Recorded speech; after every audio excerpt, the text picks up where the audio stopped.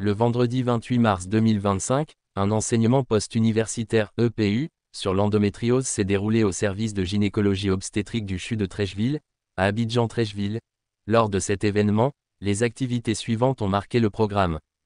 Le mot introductif du PCO, le professeur Conan Blé. L'intervention de Madame Anne-Cécile Kofi-Djedje, la représentante pays du laboratoire Ipsen. Le mot de bienvenue fait par le professeur Doumbia Yacouba représentant le président de la SOGOSI. Le PU sur l'épidémiologie et la physiopathologie de l'endométriose, présenté par le professeur Akakakou Edel. Le PU sur le diagnostic et le traitement, présenté par le professeur Ala Christian. La séance s'est poursuivie avec des échanges enrichissants, la présentation Ipsen, la distribution de kits, un mot de clôture, et s'est achevée par un repas convivial. Depuis plusieurs années,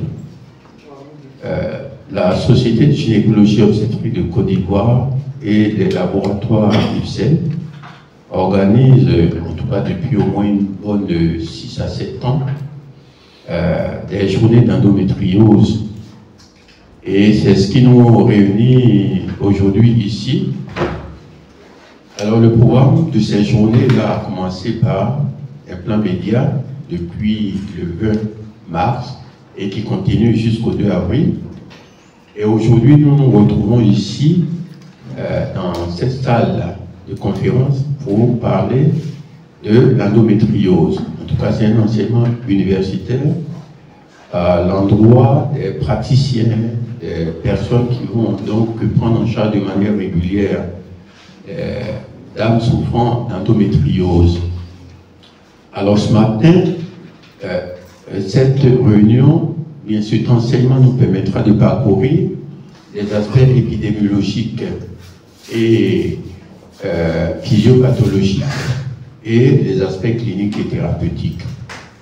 Alors deux conférences qui vont être prononcées par des professeurs consacrés nouvellement, donc qui sont encore pétris de connaissances.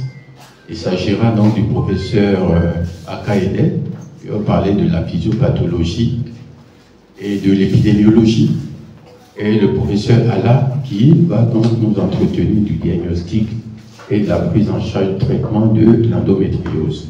Au nom du laboratoire Ipsen, je vous souhaite la bienvenue à cette EPU. Effectivement, ça fait 8 à 9 ans que la SOGOSI, on ne sait pas qui accompagne qui, si c'est Ipsen qui accompagne la SOGOSI ou si c'est la SOGOSI qui accompagne Ipsen.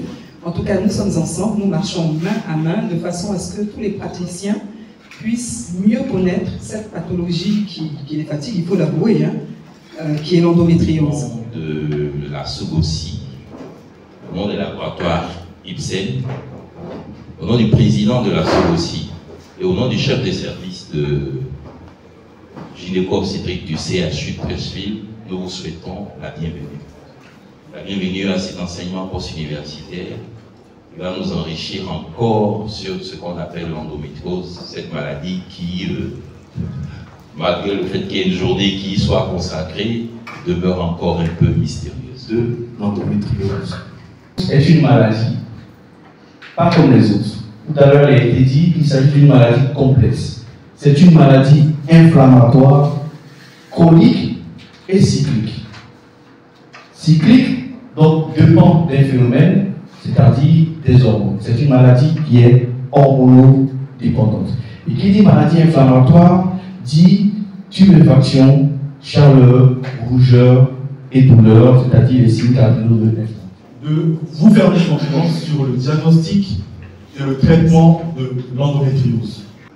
C'est une pathologie fréquente qui touche environ 190 millions de femmes dans le monde, selon l'Organisation mondiale de la santé.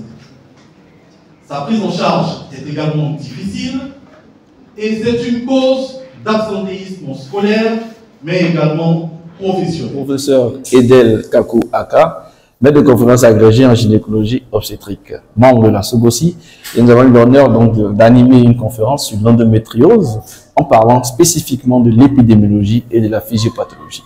C'est une maladie qui est peu connue, mais qui touche une femme sur 10 en période d'activité génitale, et c'est une pathologie dont la physiopathologie, c'est-à-dire ce qui explique cette pathologie, est encore peu connue. Il existe plusieurs, c'est un arbre il existe plusieurs axes de recherche, mais plusieurs théories sont reconnues, dont la plus connue, c'est le reflux tubaire. C'est-à-dire, plutôt que de saigner vers le vagin, les femmes vont saigner dans les trompes et dans le pelvis, dans le ventre. Et on aura une localisation de ce tissu anormal dans le ventre, dans le pelvis, qui vont entraîner ces douleurs, ces saignements et vont être à l'origine de l'infertilité secondaire. Je suis le docteur Alain Christian, maître de conférence agrégé au pôle gynéco du CHU de Cocody. Nous avons animé ce matin une conférence sur le diagnostic et la prise en charge de l'endométriose, maladie invalidante qui se manifeste par des douleurs cycliques qui touchent environ 190 millions de femmes dans le monde. La prise en charge est également difficile. C'est une maladie qui a besoin d'une forte sensibilisation. Il faut éduquer les femmes, les informer pour permettre un diagnostic précoce et une prise en charge adéquate de cette pathologie. Par une annonce